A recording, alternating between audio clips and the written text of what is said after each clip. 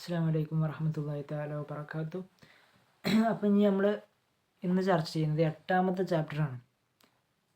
ചാപ്റ്ററിൻ്റെ പേര് team dynamics and group behaviour the complete guide to high performance teams എന്നുള്ളതാണ്. അതായത് പ്രധാനമായിട്ടും ഇതിൽ ഗ്രൂപ്പുകളെ കുറിച്ച്, ഒരു ടീം വർക്ക് അല്ലെങ്കിൽ ഗ്രൂപ്പ് വർക്ക് തമ്മിലുള്ള വ്യത്യാസം, അതിൽ പ്രധാനമായി ശ്രദ്ധിക്കേണ്ട കാര്യങ്ങൾ ഒക്കെയാണ് ഈ ചാപ്റ്ററിൽ പ്രധാനമായി ചർച്ച ചെയ്യുന്നത്. അപ്പോൾ ആദ്യം നമ്മൾ എന്താണ് ഗ്രൂപ്പും ടീംസും തമ്മിലുള്ള വ്യത്യാസം എന്താണ് എന്നുള്ളത് നോക്കാം. അപ്പോൾ ഇവിടെ ഗ്രൂപ്പ് എന്ന് പറഞ്ഞു കഴിഞ്ഞാൽ ഒരു സിമ്പിളായിട്ട് ഉള്ള ഒരു കളക്ഷൻ ഓഫ് ഇൻഡിവിജ്വൽസാണ്. ഒരുപാട് വ്യക്തിത്വങ്ങൾ എന്ത് ചെയ്യുക, ഒരുമിച്ച് കൂടി ഒരു കൃത്യമായ ഒരു കോമൺ ലക്ഷ്യം, ഒരു പൊതുവായ ഒരു ലക്ഷ്യം, ഗോൾ വെച്ചിട്ട് എന്ത് ചെയ്യുക, അതിനു വേണ്ടി മുന്നോട്ട് ചിന്തിക്കുകയും അതിനുവേണ്ടി ചർച്ച ചെയ്യുകയും അങ്ങനെ മുന്നോട്ട് പോകുന്ന ഒരു ഗ്രൂപ്പ്, അതിനാണ് നമ്മൾ ഗ്രൂപ്പ് എന്ന് പറയാം. അതേസമയത്ത് ടീം എന്ന് പറഞ്ഞു കഴിഞ്ഞാൽ അതിൽ ഒരു സ്കിൽ ഓറിയൻറ്റഡ് ആയിട്ടുള്ള, സ്കിൽ ബേസ് ചെയ്തിട്ട് ഒരേ സ്കില്ലുള്ള ഒരുപാട് ആളുകളായിരിക്കും ഉണ്ടാവുക. അങ്ങനെ ആകുമ്പോൾ അതൊരു എന്ത് ചെയ്യും, കൃത്യമായ ഒരു പെർഫോമൻസ്, ഹൈ പെർഫോമൻസിലായിരിക്കും ആ ഒരു എന്താണ് പറയുക ഓർഗനൈസേഷൻ മുന്നോട്ട് പോകുക. ഇപ്പോൾ ഒരു ചപ്പാത്തി കമ്പനി, അപ്പോൾ അതിലുള്ള ആളുകളൊക്കെ അതിന് എക്സ്പേർട്ടായിട്ടുള്ള സ്കില്ലഡ് ആയിട്ടുള്ള ആളുകളായിരിക്കും. അപ്പോൾ അതെന്ത് ചെയ്യും, ഒന്നുകൂടി പെർഫോമൻസിലായിരിക്കും ആ ഒരു കാര്യങ്ങൾ പ്രവർത്തനം നടന്നുകൊണ്ടിരിക്കും. ഗ്രൂപ്പ് എന്ന് പറയുമ്പോൾ വ്യത്യസ്ത മേഖലയിലുള്ള ആളുകളായിരിക്കും, പക്ഷേ ഒരു സ്പെസിഫിക് ഗോളിന് വേണ്ടി ഒരുമിച്ച് കൂടിയ ഇൻഡിവിജ്വൽസ് ആയിരിക്കും.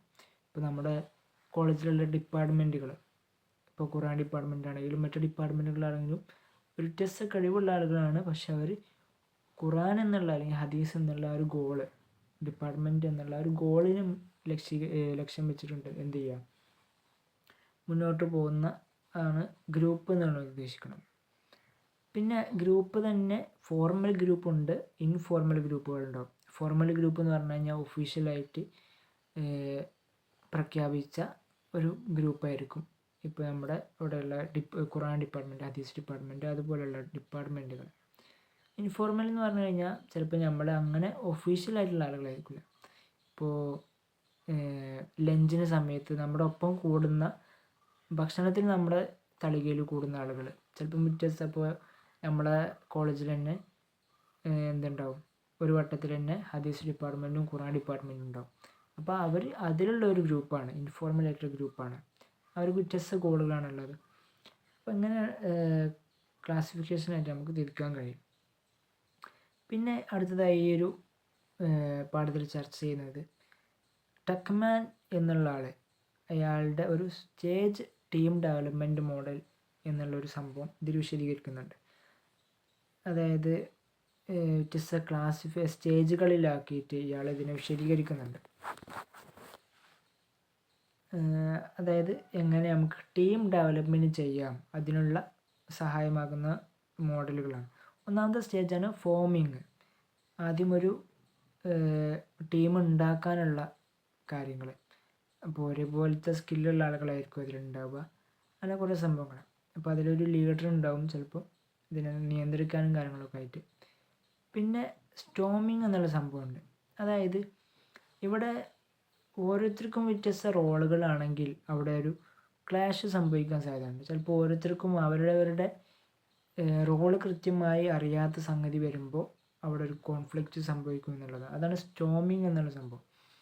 ഇപ്പോൾ പ്രസിഡൻ്റായ ഒരാൾക്ക് അയാളുടെ ഡ്യൂട്ടി എന്താണെന്ന് കൃത്യമായി അറിയില്ല.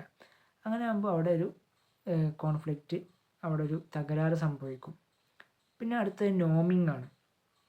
അപ്പോൾ കൃത്യമായി അതിൽ ഓരോരുത്തരും സ്വന്തമായിട്ടുള്ള റോളിനനുസരിച്ച് പ്രവർത്തിക്കുക, അങ്ങനെ പരസ്പരം റിലേറ്റീവായിട്ട് എന്ത് ചെയ്യുക, കാര്യങ്ങൾ ചെയ്തു പോകുന്നതിനാണ്, കൊളാബറേറ്റ് ചെയ്ത് കാര്യങ്ങൾ ചെയ്തു പോകുന്നതിനാണ് നോമിങ് എന്ന് പറയുന്നത്.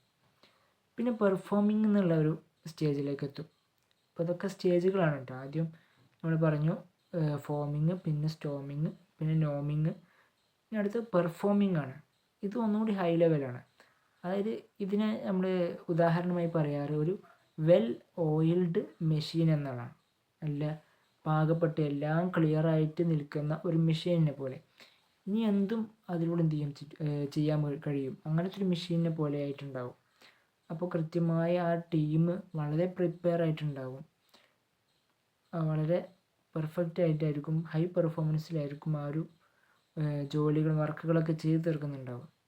പിന്നെ 5ാമത്തെ സ്റ്റേജാണ് അഡ്ജേണിങ് എന്നുള്ളത്.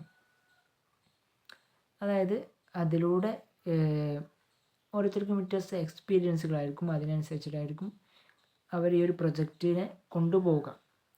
അപ്പോൾ ആ ഒരു എക്സ്പീരിയൻസുകൾ കൂടി ഒന്നും കൂടി എന്ത് ചെയ്യും, ഇതിനെ മാറ്റിക്കൂട്ടുന്നുള്ളതാണ്. ഓരോരുത്തർക്കും വ്യത്യസ്ത ഇൻസൈറ്റുകൾ അതിലൂടെ ഉണ്ടാകും. പിന്നെ അടുത്തതായിട്ട് ഈ ഒരു ചാപ്റ്ററിൽ ചർച്ച ചെയ്യുന്നത് 4 ക്രിട്ടിക്കൽ ഗ്രൂപ്പുകളാണ്. ഗ്രൂപ്പ് പ്രോപ്പർട്ടീസ് എന്ന് പറയും. 4 ക്രിട്ടിക്കൽ ഗ്രൂപ്പ് പ്രോപ്പർട്ടീസ്, ഗ്രൂപ്പിൻ്റെ വ്യത്യസ്തപരമായിട്ടുള്ള ക്രിട്ടിക്കലായിട്ട് ഉള്ള പ്രോപ്പർട്ടികളാണ്. ഇതിൽ ഒന്നാമത്തേതാണ് റോൾസ്. ഇപ്പോൾ റോൾസിൽ തന്നെ റോൾ കോൺഫ്ലിക്റ്റ് നമ്മൾ നേരത്തെ പറഞ്ഞു. അങ്ങനെ ഓരോരുത്തർക്ക് സ്വന്തമായിട്ടുള്ള റോൾ അറിയില്ല എന്നുണ്ടെങ്കിൽ അവിടെ സംഭവിക്കാൻ പോകുന്ന കാര്യങ്ങൾ. പിന്നെ റോൾ ആംബിക്വിറ്റി എന്ന് പറയും. അതായത് ഓരോരുത്തർക്ക് കൃത്യമായ റെസ്പോൺസിബിലിറ്റി ഉണ്ട്, പക്ഷേ അത് കൃത്യമായി അവർ ചെയ്യുന്നില്ല. പിന്നെ അതുപോലെ റോൾ ഓവർലോഡ് എന്ന് പറയും. അതായത് ഒരുപാട് എക്സ്പെക്റ്റേഷനിലായിരിക്കും അയാൾ, പ്രതീക്ഷയിലായിരിക്കും ആ ഒരു കാര്യം ഏറ്റെടുത്തിട്ടുണ്ടാവുക. ഒരാൾക്ക് ലീഡർ ആവാൻ താല്പര്യമുണ്ട്, പക്ഷേ അയാൾ അത് ഏറ്റെടുത്ത് കഴിഞ്ഞപ്പോൾ കുടുങ്ങി എന്നുള്ള പോലെ അങ്ങനെ ഓവർലോഡ് വരും. പിന്നെ അടുത്ത പ്രോപ്പർട്ടിയാണ് നോംസ്. അപ്പോൾ അതിൽ കൃത്യമായ കമ്മ്യൂണിക്കേഷൻ കാര്യങ്ങൾ ഉണ്ടാവണം. ഈ ഗ്രൂപ്പിൻ്റെ ഇടയിൽ തന്നെ എല്ലാവരും പരസ്പരമായിട്ട് കമ്മ്യൂണിക്കേഷൻ ഉണ്ടാവണം. അങ്ങനെ വരുമ്പോഴാണ് അത് മുന്നോട്ട് പോകുള്ളൂ. അപ്പോൾ അതിലൂടെ എന്ത് ചെയ്യും, നല്ലൊരു ഡെസിഷൻ മേക്കിംഗ്, എല്ലാവരെയും അനുകൂലിച്ചു കൊണ്ടുള്ള, എല്ലാവർക്കും കഴിയുന്ന നല്ലൊരു ഡെസിഷൻ അവിടെ എടുക്കാൻ കഴിയും എന്നുള്ളതാണ്. പിന്നെ 3ാമത്തെ പ്രോപ്പർട്ടിയാണ് സ്റ്റാറ്റസ് എന്നുള്ളത്. ഇത് ഒന്നുകൂടി എന്താണ് പറയുക, നല്ല രൂപത്തിലായി മാറുമ്പോൾ അവരുടെ ഗ്രൂപ്പിന് നല്ലൊരു സ്റ്റാറ്റസ് ലഭിക്കും എന്നുള്ളതാണ്. പിന്നെ പ്രധാനമായിട്ട് ഇങ്ങനെ കുറച്ച് കാര്യങ്ങളാണ് ഉള്ളത്. പിന്നെ ഗ്രൂപ്പ് ഡെസിഷൻ മേക്കിംഗ് എന്നുള്ളൊരു സെക്ഷൻ ഉണ്ട്. പ്രധാനമായിട്ട് ഈ കാര്യങ്ങളാണ് ഇതിൽ പ്രധാനമായിട്ട് ചർച്ച ചെയ്യുന്നത്. ഇൻഷാ അല്ലാഹ് അടുത്തൊരു ചാപ്റ്ററിൽ അടുത്തൊരു വിഷയം നമുക്ക് ചർച്ച ചെയ്യാം. അസ്സലാമു അലൈക്കും വറഹ്മത്തുള്ളാഹി വബറകാതുഹു.